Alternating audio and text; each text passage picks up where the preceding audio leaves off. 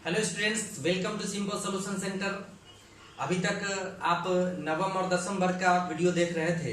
बहुत सारे हमारे स्टूडेंट का मांग था कि आप नवम और दसम वर्ग के लिए बनाते हैं, लेकिन अष्टम को क्यों छोड़ दिए हैं। तो मैं इसलिए अष्टम वर्ग के लिए नहीं बना रहा था, क्योंकि हम समझ रहे थे कि अष्टम वर्ग के बच्चे शायद मोबाइल उनके पास नहीं होगा या फिर यूज नहीं कर पाते होंगे। लेकिन ये लॉकडाउन बढ़ता ही चला जा रहा है, इस कारण से अष्टम वर्ग के बच्चे को भी पढ़ना जरूरी है। इसलिए आज हम लेके आए हैं स्पेशली अष्टम वर्ग के लिए।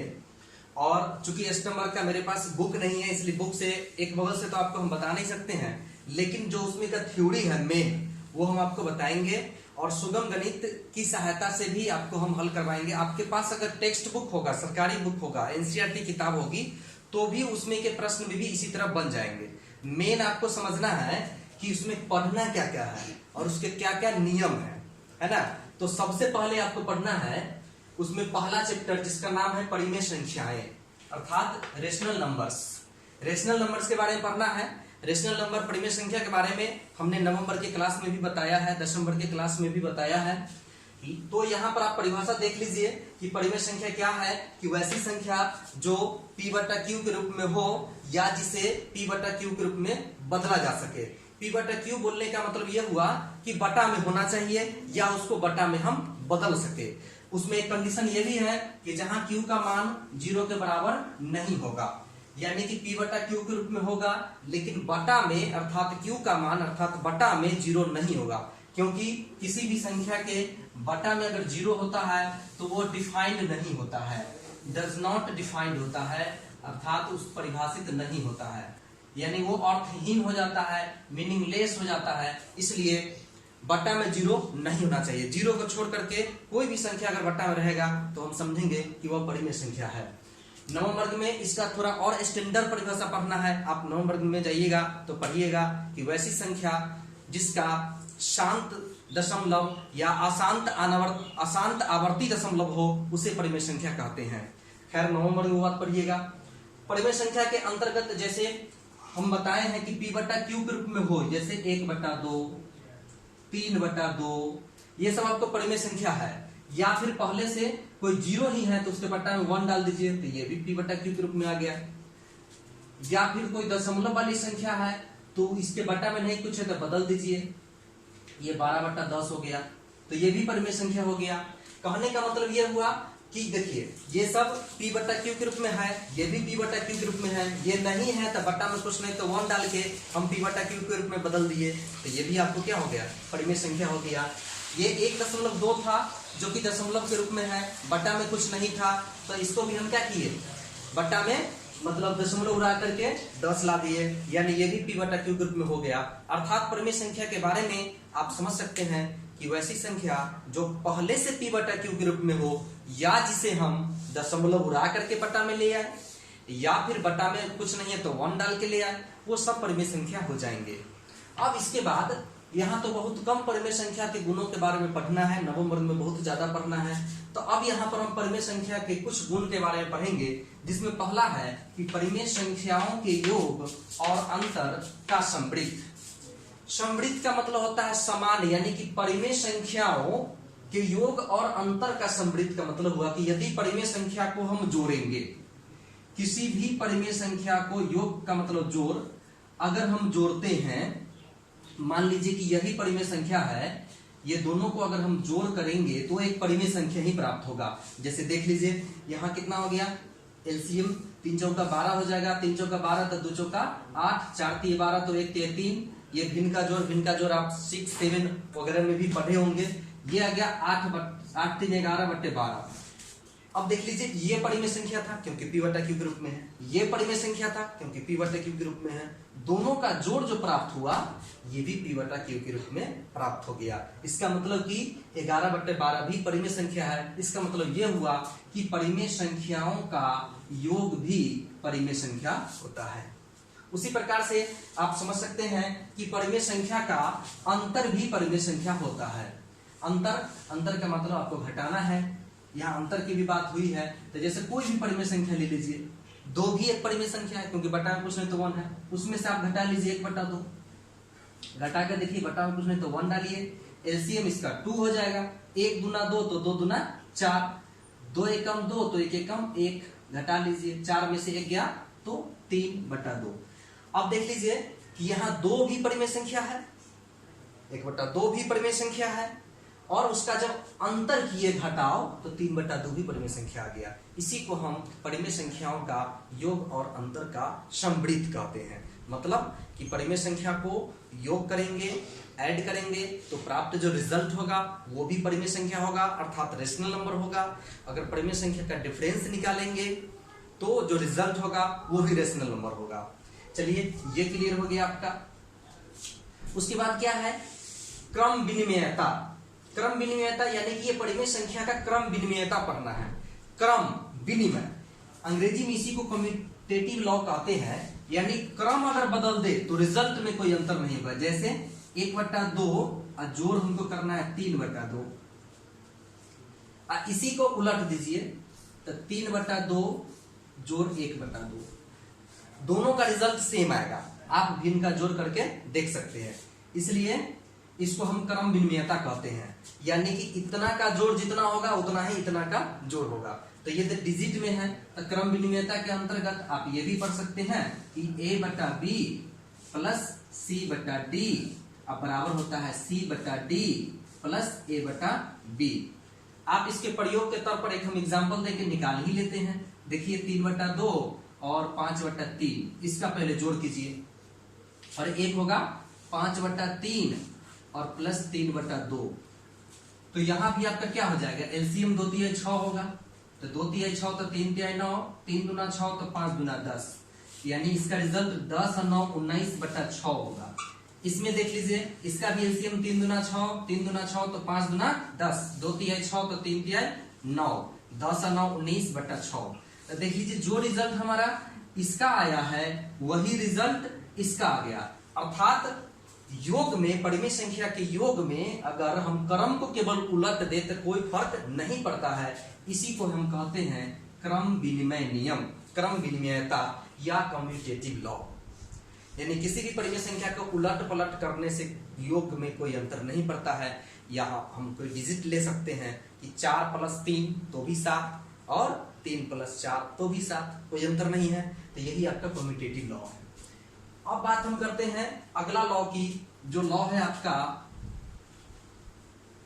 एसोसिएटिव लॉ, यानी कि सहचर्य नियम, सहचारिता। ये क्या है, तो इसमें है कि कोई भी परिमेय संख्या को अगर कोई, इसमें कोई 3 परिमेय संख्या आपको लेना पड़ेगा, और तीनों परिमेय संख्या के योग में अगर हम चिन्ह बदल, कोष्ठ बदल देंगे तो कोई अंतर नहीं पड़ेगा। जैसे में है कि A/B plus C/D plus E/F, इसमें आप यहां कोष्ठ डाल दीजिए, यानी कि पहले ये दोनों को जोड़ना है तब इसको जोड़ना है।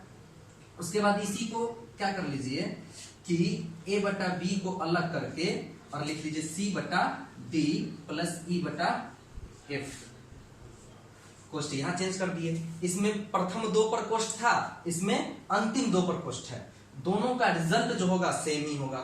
एक एग्जाम्पल के द्वारा भी आप समझ सकते हैं। जैसे मान लीजिए कि हम कोई संख्या लेते हैं,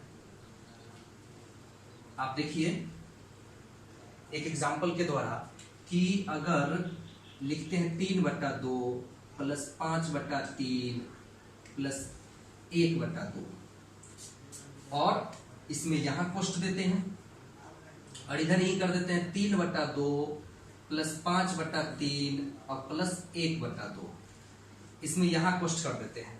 तो आप देख सकते हैं कि ये दोनों का पहले कोष्ठ में है तो उसका जोड़ पहले करेंगे, तो 2 और 3 का एलसीएम 2×3 6 हो जाएगा, तो 3×3 9, 2×3 6, 3×3 9, 3×2 6 तो 5×2 10। फिर क्या हो जाएगा, इसको कोष्ठ में रहने दीजिए प्लस 1/2, और इधर क्या है 3/2 अलग रखिए, और यहां पर क्या है 3 और 2 का लघुत्तम, फिर 3×2 6, 3×2 6 तो 5×2 10 हो जाएगा, 2×3 6 तो 1×3 3 हो जाएगा। अब यहाँ पर 9 और 10 19/6 हो जाएगा, अब प्लस 1/2 है। यहाँ पर क्या होगा 3/2 होगा, अब प्लस 10 और 3 13/6 होगा। अब क्या करना है कि इसका जोड़ करना है। ऊपर वाला हम मिटा देते हैं, रुकिए बाद में आप नोट कर लीजिएगा। अभी क्या करना है कि ये हम मिटा देते हैं, ये मिटा दीजिए और जो लास्ट में जो रिजल्ट है उसी को छोड़ देते हैं। क्या दोनों बराबर होता है कि नहीं होता है? तो ये दोनों को फिर जोड़िए तो क्या आ जाएगा, 6 दूना 12, तो 19 दूना 38। सॉरी, पहले एलसीएम सही से कर लेते हैं। 6 और 2 का एलसीएम जो होगा आपका 6 ही होगा। 6 होगा तो 6 एकम 6 तो 19 एकम 19, 2 तिहाई 6 तो 1 तिहाई 3, अर्थात 19 से 3 22/6 आ गया। कटने वाला है, काट भी सकते हैं। फिर इसके लिए कर लीजिए आप 2 और 6 का एलसीएम फिर 6 हो जाएगा। 2 तिहाई 6 तो 3 तिहाई 9, 6 एकम 6 तो 13 एकम 13, तो देखिए 13 और 9 कितना हो जाएगा फिर 22/6, यानी कि ये भी 22/6 आ गया और ये भी 22/6 आ गया। इसका ये मतलब हो गया कि आपको एसोसिएटिव लॉ भी लागू है परिमेय संख्या के योग में। तो आप फाइनली याद रखिएगा क्या कि a/b प्लस c/d को कोष्ठ में रख के बराबर प्लस e/f, अब बराबर फिर a/b प्लस c/d अब प्लस e/f, ये दोनों इक्वल होता है तो हम समझते हैं कि एसोसिएटिव लॉ है, सासेट्स नियम है। चलिए ये नियम खत्म हो गया, मैं इधर मिटा देता हूं। और आप क्या काम कीजिए कि वीडियो देखने के साथ साथ नोट भी करते रहिए। नोट करते रहने से क्या होगा कि आपके कॉपी में आ जाएगा, वो बात आप नहीं भूलिएगा, समझ में आएगा।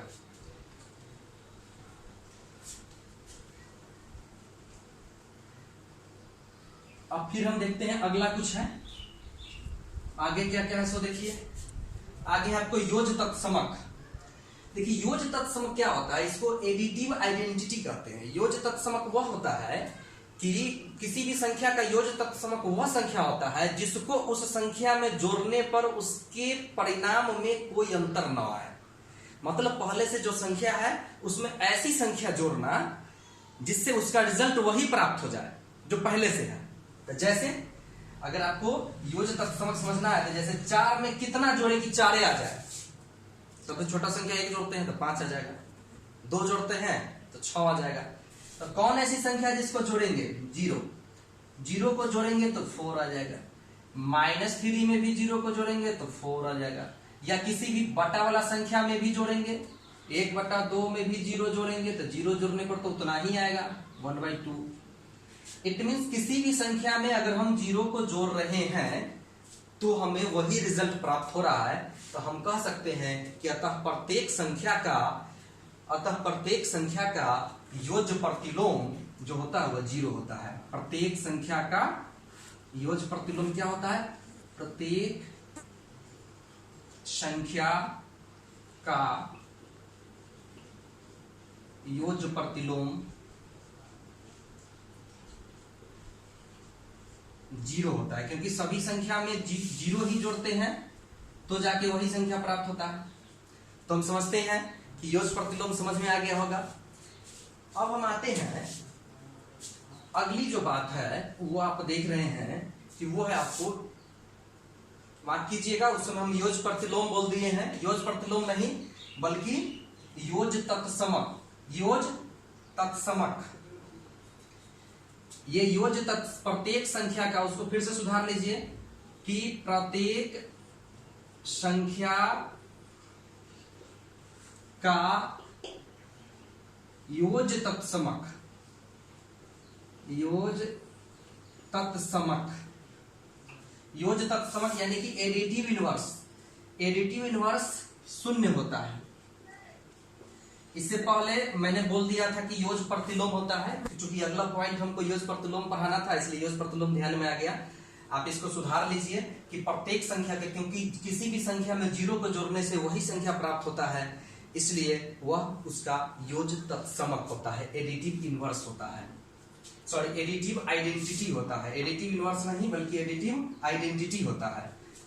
बार-बार मेरे ध्यान में आ जा रहा है एडिटिव इनवर्स, यानी कि यहां पर प्रत्येक संख्या का योज्य तत्समक अगर प्राप्त करेंगे तो वह 0 प्राप्त होगा। अंग्रेजी में कहेंगे कि अगर हम उसका एडिटिव आइडेंटिटी प्राप्त करेंगे तो 0 होगा, यानी प्रत्येक संख्या का एडिटिव आइडेंटिटी कहिए या फिर योज्य तत्समक कहिए, 0 होता है। चलिए इसके बाद हम समझते हैं योज्य प्रतिलोम को। ये मुख्य रूप से आपकी किताब में पढ़ना है योज्य प्रतिलोम। सबसे पहले समझते हैं ये होता क्या है। तो योज्य प्रतिलोम किसी संख्या का वह संख्या होता है जिसको जोड़ने से 0 प्राप्त हो जाता है। यानी किसी संख्या में जिस संख्या को जोड़ेंगे तो 0 प्राप्त हो जाएगा, तो वह संख्या उस संख्या का योज्य प्रतिलोम होगा। जैसे एग्जाम्पल के तौर पर हम लेते हैं कि 3/2 में कितना जोड़े कि 0 प्राप्त हो जाए। 3/2 में कितना जोड़े कि 0 प्राप्त हो जाए। तो मान लेते हैं कि 3/2 में x जोड़े, x जोड़ते हैं कितना प्राप्त हो जाता है 0। x अगर जोड़े तो x हमारा क्या हो जाएगा, योज्य प्रतिलोम हो जाएगा। तो x का वैल्यू क्या होगा, तो देख लीजिए यहाँ पर कि x बराबर क्या हो जाएगा, यहाँ 0 है तो 3/2 इधर आएगा तो क्या हो जाएगा -3/2, यानी x का वैल्यू हो गया -3/2। अर्थात हम कह सकते हैं कि 3/2 का योज्य प्रतिलोम -3/2 होता है। तो आप क्या काम कीजिएगा कि यहां पर किसी भी संख्या का अगर योज्य प्रतिलोम लिखना होगा तो क्या देखें इसमें हम देखें कि यहां पर जो चिन्ह था प्लस छुपा हुआ वो इसमें माइनस हो गया। तो यानी कि अगर किसी संख्या का योज्य प्रतिलोम हमें लिखना होगा तो जो संख्या दिया रहेगा उसका उल्टा चिन्ह दे देंगे। प्लस में दिया रहेगा तो उसको माइनस में कर देंगे। मान लीजिए यहां पर माइनस रहता तो अभी इस कंडीशन में इधर आके क्या हो जाता, प्लस हो जाता। तो योज्य प्रतिलोम निकालना हम समझते हैं सीख गए होंगे।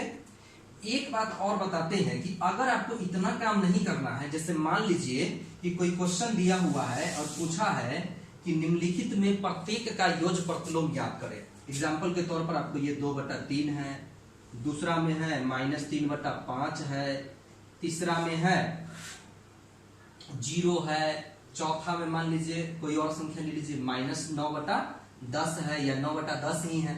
तो इसका योज्य प्रतिलोम लिखना है तो कई लोग क्या करते हैं कि ऐसे जब सॉल्यूशन करने चलते हैं तो लिख देते हैं 2/3 बराबर -2/3।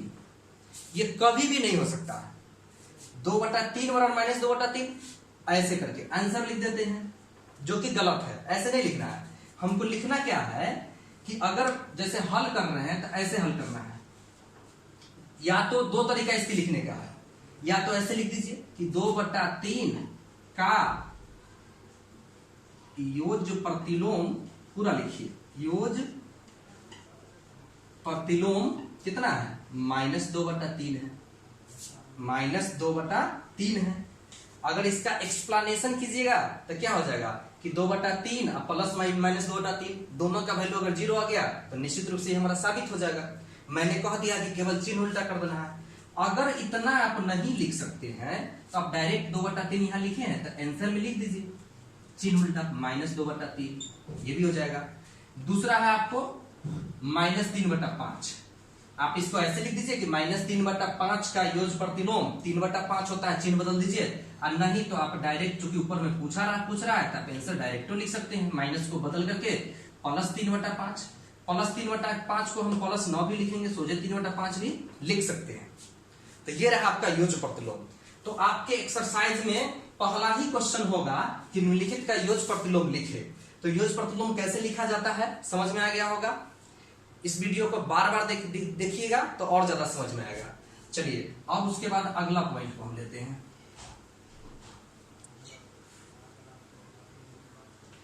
अगला क्या है, अगला है आपको गुणात्मक प्रतिलोम। दूसरा क्वेश्चन होगा आपको निकालने वाला गुणात्मक प्रतिलोम। तो ये देख लेते हैं ये क्या है, गुणात्मक। तो सबसे पहले फिर इसकी परिभाषा पर आते हैं कि गुणात्मक प्रतिलोम होता क्या है। यानी कि मल्टीप्लिकेटिव इनवर्स निकालना है तो गुणात्मक प्रतिलोम होता क्या है ये समझते हैं।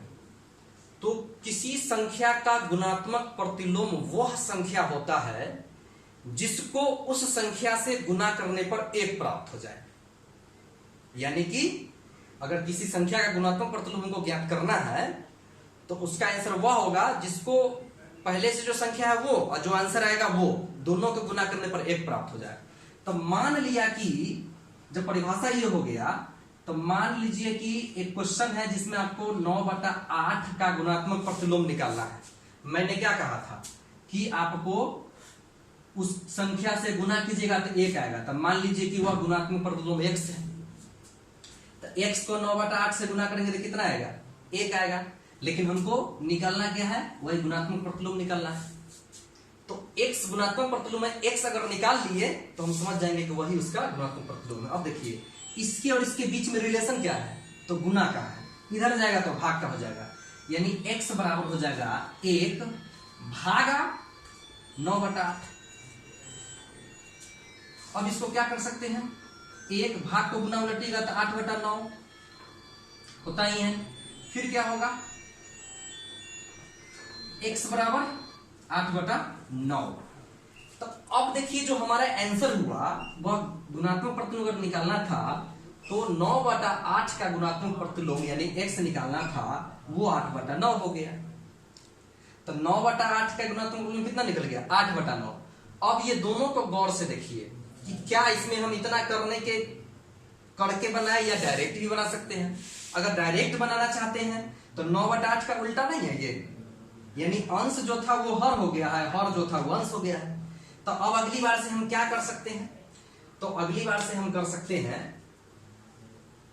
बनाने के लिए कि 9/8, देखिए 9/8 गुने 8/9 आप गुना करके देखिए, 9 9 कैंसिल, 8 8 कैंसिल, एक मरतबे, तो आंसर 1 हो गया। इट मींस इतना तो हमको करना नहीं है। अगर मान लीजिए पहला ही क्वेश्चन है कि 9/8 का गुणात्मक प्रतिलोम निकालना है, दूसरा क्वेश्चन है 4/3 का निकालना है, तीसरा क्वेश्चन है -5/2 का निकालना है, चौथा क्वेश्चन है 4/5 का निकालना है, कुछ भी हो तो उसका गुणात्मक प्रतिलोम निकालना है तो आप हल करने जा रहे हैं। तो हल में आप लिख सकते हैं, अगर क्वेश्चन नंबर 2 का है तो 2 का पहला 9/8 का गुणात्मक प्रतिलोम बराबर कितना? 9/8 का हम क्या कहते हैं? उलट देना है, बराबर 8/9। इतना का गुणात्मक प्रतिलोम कितना हो जाएगा? 8/9। फिर हम आपको बता दें कि इसमें भी बहुत लोग ऐसे बता देते हैं कि 9/8 बराबर 8/9।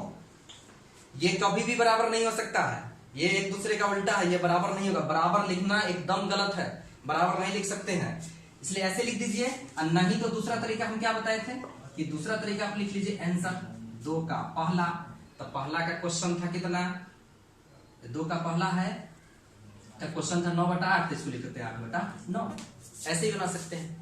तो इस तरह से आप देख लिए हैं कि गुणात्मक प्रतिलोम निकालना है, योज्य तत्समक निकालना है, या फिर योज्य प्रतिलोम निकालना है, कैसे निकाला जाए। ये पहला एक्सरसाइज आपसे बन जाएगा। पहला एक्सरसाइज में एक और क्वेश्चन रहता है, वो क्वेश्चन किस प्रकार से रहता है थोड़ा सा हम देख लेते हैं। कि आपको कहेगा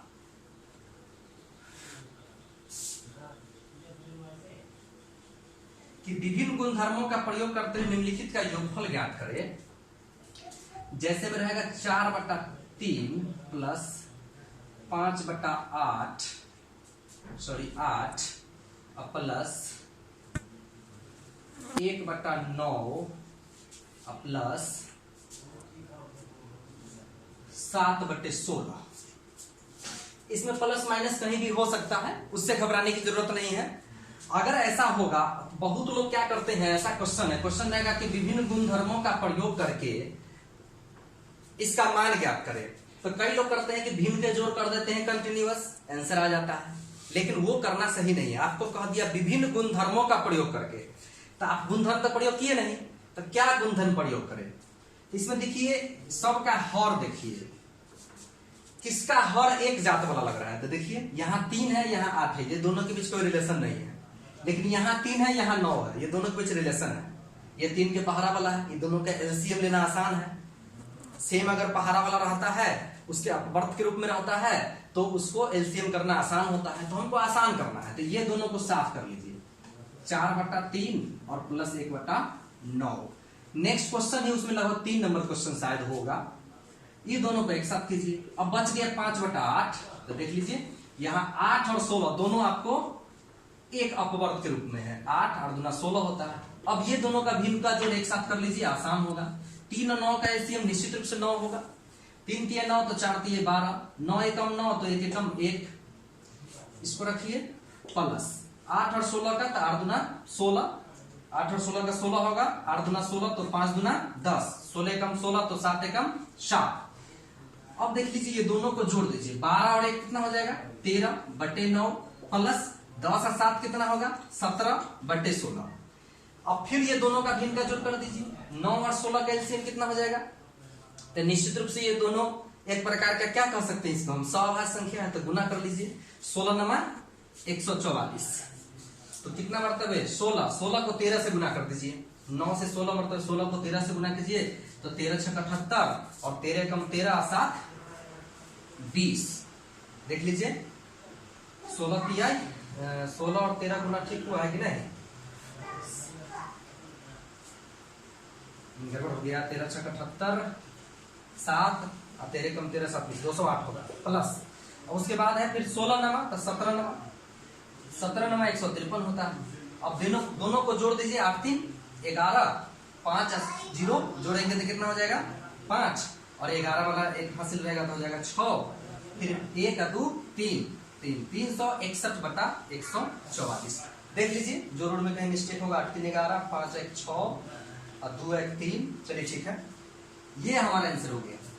मेरा कहने का मतलब क्या है कि आप इसको अगर भिन्न के जोड़ साथे में कर लेते एक के बार तो भी आंसर यही आता, लेकिन जो ही कह दिया कि विभिन्न गुणधर्मों का प्रयोग करके यानी प्रॉपर्टीज का यूज करके बनाना है, तो हम तो कोई प्रॉपर्टीज यूज किए नहीं, डायरेक्ट कर देते हैं। तो यही हम यहाँ पर प्रॉपर्टीज यूज किए कि 3 और 9 को एक जात मतलब एक अपवर्त वाला था तो एक साथ ले लिए, 8 16 एक अपवर्त वाला था तो एक साथ ले लिए, अब उसके बाद 7 में भिन्न का जोड़ करके और कर लिए। इससे क्या हुआ, इससे हमारा काम आसान हो गया।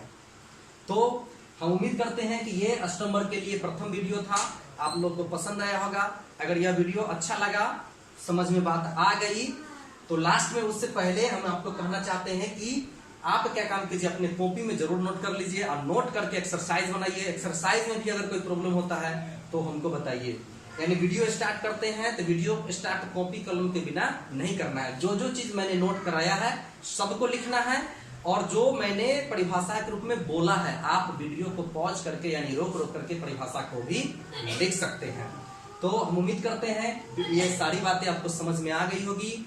अगर कोई परेशानी होती है एक्सरसाइज को के क्वेश्चन को सोल्व करने में तो आप हमें कमेंट करके बताइए, और इस वीडियो को दूसरे ग्रुप में भेजिए, अपने दोस्तों को शेयर कीजिए। और अभी तक आप हमारे YouTube चैनल से नहीं जुड़े हैं तो सब्सक्राइब कर लीजिए हमारे चैनल को, लाल बटन को दबा दीजिए, बेल आइकन को दबा दीजिए, ताकि जब भी हम वीडियो डालें आपको समय समय पर नोटिफिकेशन मिलता रहे। और 9th 10th के स्टूडेंट अगर इस वीडियो को देख रहे हैं तो वो हमारे चैनल के प्लेलिस्ट में जाकर के मैं उसमें 9th और 10th का ग्रुप बना दिया हूं, आप उसमें जाकर के एक बगल से वीडियो को देख सकते हैं और अपने एक्सरसाइज को बना सकते हैं। जय हिंद।